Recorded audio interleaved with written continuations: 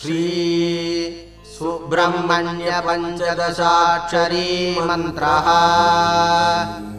ओम अस्य श्री सुब्रह्मण्य पंचदशाक्षरी महामन्त्रस्य ब्रह्मा ऋषिः गायत्री छन्दः श्री सुब्रह्मण्यो देवता। ओम श्रीं ह्रीं क्लीं इति बीजं शरवणभव इति शक्तिः। ऐं ईं नं लं सौः इति कीलकं श्री सुब्रह्मण्य प्रसाद सिद्ध्यर्थे जपे विनियोगः। ध्यानं सिन्दूरारुणमिन्दु पद्मजयिभिः षड्भिर्मुखैर्भासितं कारुण्यामृतपूरसुन्दरकरैः भान्तं द्विषल्लोचनैः बिभ्राणं वरमब्जयुग्ममभयं शक्तिद्वयं कार्मुकम् खड्गं चर्मपृषत्कमङ्कुशगदे वल्लीशमीक्षे हृदि। मूलमन्त्रः। ॐ श्रीं ह्रीं क्लीं ऐं ईं नं लं सौः शरवणभव। ॐ श्रीं ह्रीं क्लीं ऐं ईं नं लं सौः शरवणभव।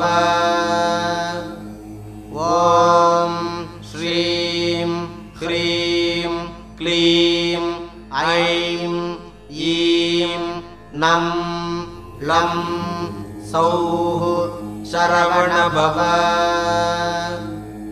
ॐ श्रीं ह्रीं क्लीं ऐं ईं नं लं सौः शरवणभव।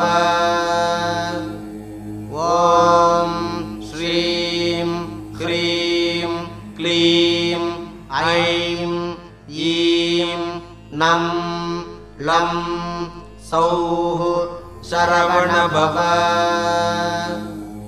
ॐ श्रीं ह्रीं क्लीं ऐं ईं नं लं सौः शरवणभव। ॐ श्रीं ह्रीं क्लीं ऐं ईं नं लं सौः शरवणभव। ॐ श्रीं ह्रीं क्लीं ऐं ईं नं लं सौः शरवणभव। ॐ श्रीं ह्रीं क्लीं ऐं ईं नं लं सौः शरवणभव। ॐ श्रीं ह्रीं क्लीं ऐं ईं नं लं सौः शरवणभव। ॐ श्रीं ह्रीं क्लीं ऐं ईं नं लं सौः शरवणभव। ॐ श्रीं ह्रीं क्लीं ऐं ईं नं लं सौः शरवणभव। श्री अन्नपूर्णा मंत्रः।